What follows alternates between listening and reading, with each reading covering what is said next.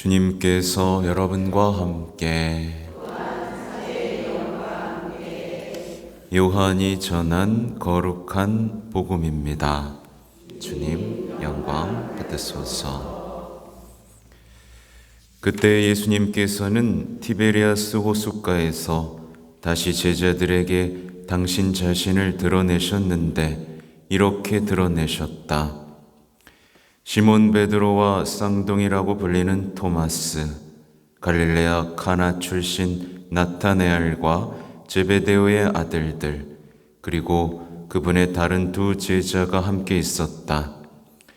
시몬 베드로가 그들에게 나는 고기 잡으러 가네 하고 말하자 그들이 우리도 함께 가겠소 하였다. 그들이 밖으로 나가 배를 탔지만 그날 밤에는 아무것도 잡지 못하였다. 어느덧 아침이 될 무렵 예수님께서 물가에 서 계셨다. 그러나 제자들은 그분이 예수님이신 줄을 알지 못하였다. 예수님께서 그들에게 얘들아, 뭘 좀 잡았느냐? 하시자 그들이 대답하였다. 못 잡았습니다. 예수님께서 그들에게 이르셨다. 그물을 배 오른쪽에 던져라. 그러면 고기가 잡힐 것이다. 그래서 제자들이 그물을 던졌더니 고기가 너무 많이 걸려 그물을 끌어올릴 수가 없었다. 예수님께서 사랑하신 그 제자가 베드로에게 주님이십니다 하고 말하였다. 주님이시라는 말을 듣자 옷을 벗고 있던 베드로는 겉옷을 두르고 호수로 뛰어들었다. 다른 제자들은 그 작은 배로 고기가 된 그물을 끌고 왔다. 그들은 못에서 100m쯤 밖에 떨어져 있지 않았던 것이다. 그들이 못에 내려서 보니 숯불이 있고 그 위에 물고기가 놓여 있고 빵도 있었다. 예수님께서 그들에게 말씀하셨다. 방금 잡은 고기를 몇 마리 가져오너라. 그러자 시몬 베드로가 배에 올라 그물을 무트로 끌어올렸다. 그 안에는 큰 고기가 153마리나 가득 들어있었다. 고기가 그토록 많은데도 그물이 찢어지지 않았다. 예수님께서 그들에게 와서 아침을 먹어라 하고 말씀하셨다. 제자들 가운데에는 누구십니까? 하고 감히 묻는 사람이 없었다. 그분이 주님이시라는 것을 알고 있었기 때문이다. 예수님께서는 다가가셔서 빵을 들어 그들에게 주시고 고기도 그렇게 주셨다. 이렇게 예수님께서는 죽은 이들 가운데에서 되살아나신 뒤에 세 번째로 제자들에게 나타나셨다. 주님의 말씀입니다.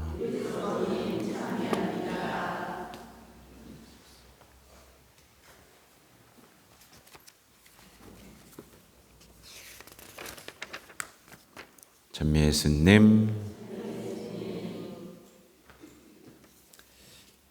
물고기 몇 마리 잡혔죠? 이 모나미 볼펜에 써 있죠? 이거를 했다고 해요. 아무튼 오늘 일독서부터 보겠습니다. 일독서를 보면 이제 부활이라는 소식에 기뻐하지 못하는 사람들이 등장하고 있습니다. 이들은 이제 부활이 불쾌했어요. 부활이라는 소식이 굉장히 불쾌했습니다. 여러분은 어때요? 불쾌해요? 아니죠? 그러니까 죽은 이들이 다시 살아난다 라는 소식이 불쾌했습니다. 죄에 무감각해지면 부활이 불쾌해집니다. 부활이 막연하게 느껴지기도 하고 부활에 기뻐하는 사람들이 미워집니다. 여러분 어떻습니까? 부활이 막연하진 않습니까? 혹시 부활을 막 기뻐하는 사람들이 꼴도 보고 싶지 않는 그런 마음이 들진 않나요? 그래서 이들은 어떻게 하죠? 잡아서 가두고 말을 못하게 하고 싶어 합니다. 아우, 그만 좀 얘기해. 부활, 그만해. 이런 거죠. 이유가 무엇일까를 생각해 보면 부활은 빛이죠. 빛이에요. 인생을 환하게 비추는 빛입니다. 그래서 자신의 깊은 감추고 싶은 어둠을 비추기 때문에 불쾌한 거예요. 그래서 세상 사람들에게 부활 얘기하면 굉장히 싫어합니다.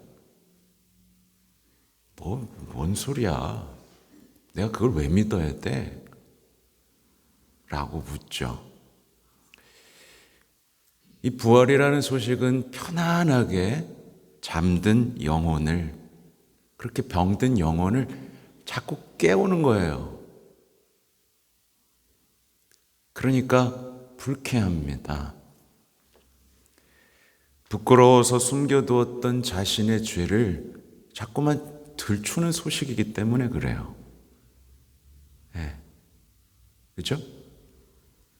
예수님 없애버렸는데 다시 나타났대.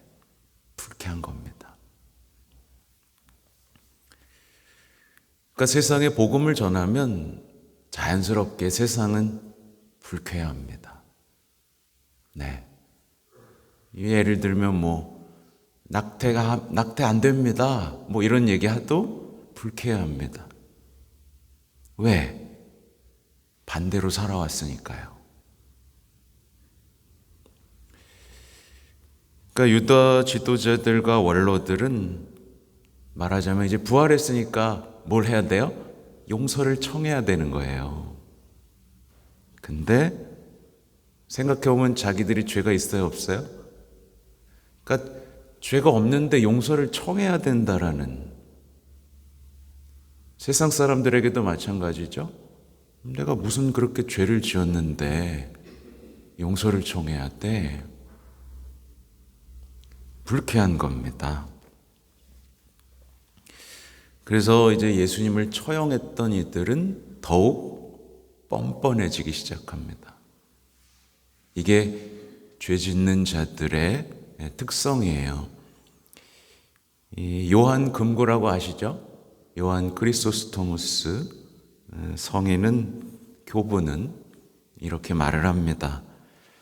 죄는 태어나려고 애쓰는 동안에는 어느 정도 부끄러움을 알지만 완전한 형체를 갖춰서 태어나고 나면 죄 짓는 자들을 더욱 뻔뻔하게 만듭니다. 이 죄의 속성이에요. 태어나고 나면 뻔뻔해집니다.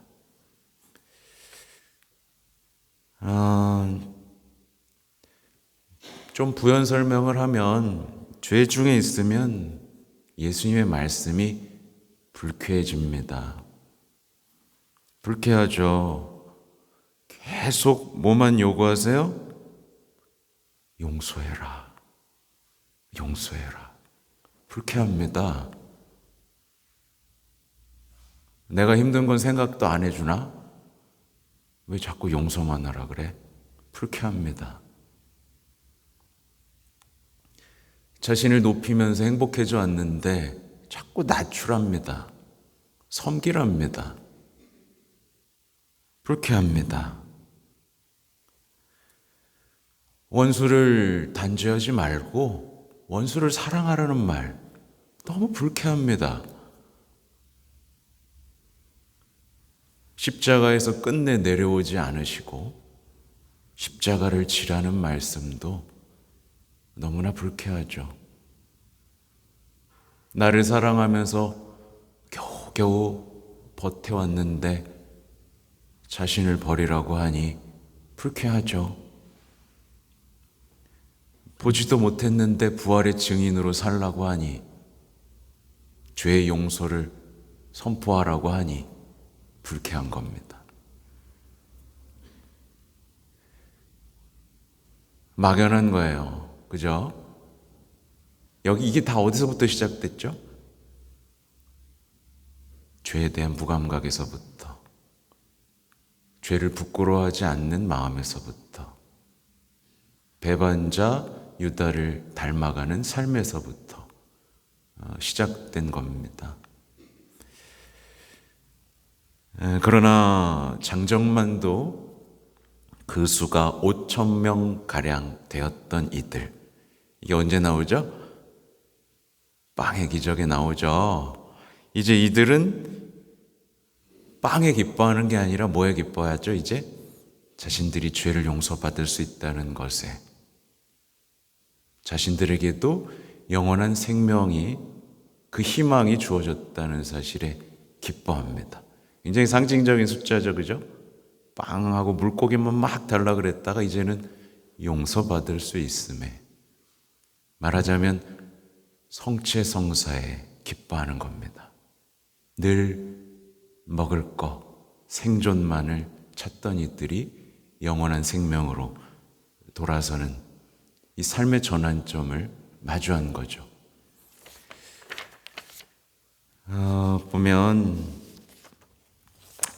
이들 이제 사두가이, 율법학자, 그러니까 예수님하고 늘 반대편에 섰던 이들은 예수님에게 했던 것처럼 또 사도들에게 똑같이 합니다. 똑같이 하고 싶어 하죠. 그리고 똑같이 질문합니다. 당신들은 무슨 힘으로, 누구의 이름으로 그런 일을 하였소? 어디서 많이 들어본 질문이죠. 그때나 지금이나 계속 질문만 하는 겁니다. 모든 것이 환하게 드러났는데, 그죠? 모든 게 다 드러났잖아요. 근데 당신들은 무슨 힘으로, 누구의 이름으로 그런 일을 하였소? 질문만 하는 거예요.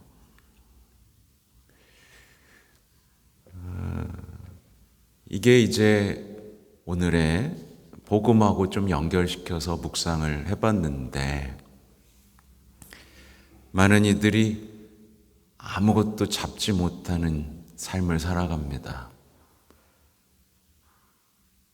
여러분, 뭘 좀 잡았습니까? 잡았어요?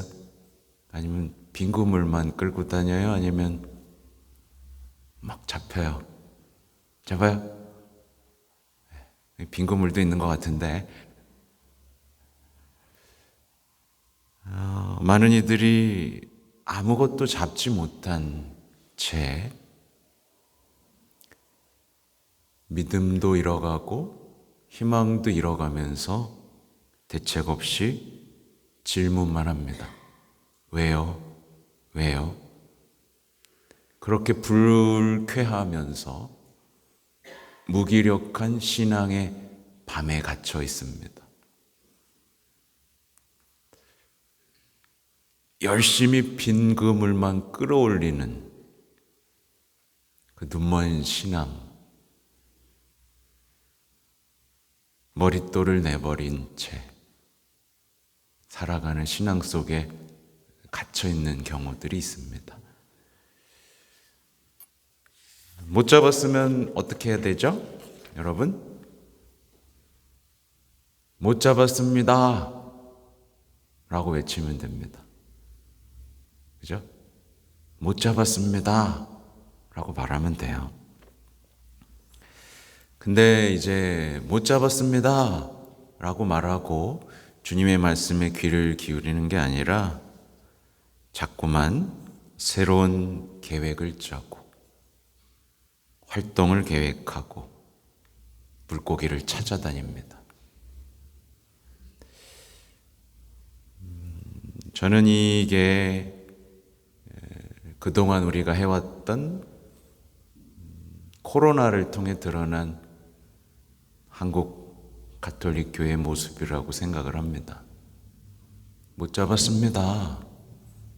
라고 말하는 게 아니라 자꾸 새로운 계획과 지나치게 많은 활동, 지나치게 많은 배움 속에서 물고기를 찾아 나선 신앙.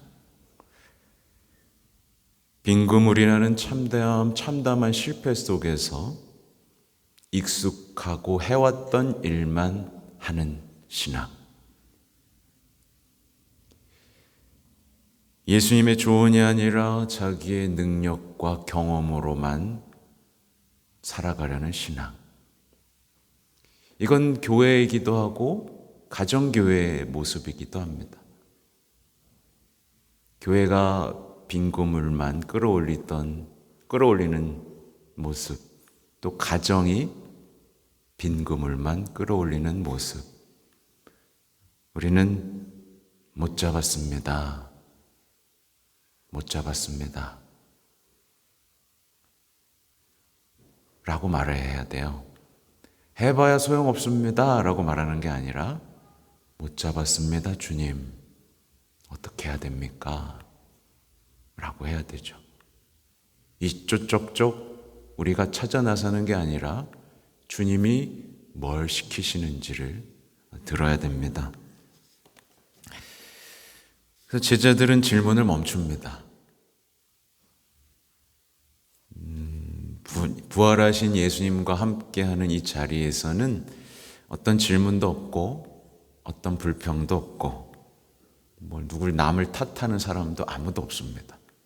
부활하신 주님과 함께하는 자리에는 질문이 없습니다. 대신에 뭐가 있죠? 아침을 함께 먹는 친밀함이 있습니다. 뭘로요? 잡은 물고기로. 그분의 말씀을 듣고 잡은 물고기로 아침을 먹는 친밀함이 있죠. 이제 제자들은 이 친밀한 사랑 속에서 성장하게 될 겁니다. 우리 신앙을 돌아봐야 돼요. 그래서 친밀함이 있나? 예수님, 부활하신 예수님과의 친밀함. 그리고 나는 이 친밀함 속에서 성장하고 있는가? 돌아봐야겠죠. 이 일화 속에서는 제자들의 다양한 모습들과 역할들이 또 드러나고 있습니다. 사랑하는 제자는 예수님을 알아봅니다. 주님이십니다. 그러자 용기 있는 제자는 물에 뛰어듭니다. 다가갑니다. 나머지는 묵묵히 배를 끌고 주님께로 오고 있고요. 이게 다양한 역할들입니다. 아름답죠? 네. 누군가는 알아보고, 누군가는 용기 있게 나아가고, 나머지는 끌고 옵니다. 그래서 이게 교회죠. 이게 교회입니다. 이게 교회죠.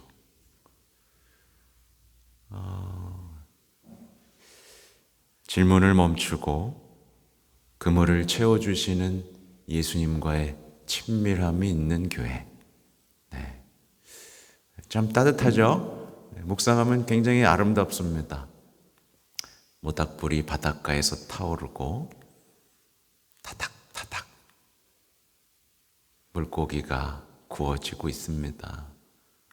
파도 소리가 있고 예수님이 있고 해가 떠오르고, 그렇죠? 한 번쯤은 머물러야 할 기도의 시간이죠. 네, 더 이상 빈 그물만 끌어올리며 열심히만 하는 신앙인이 아니라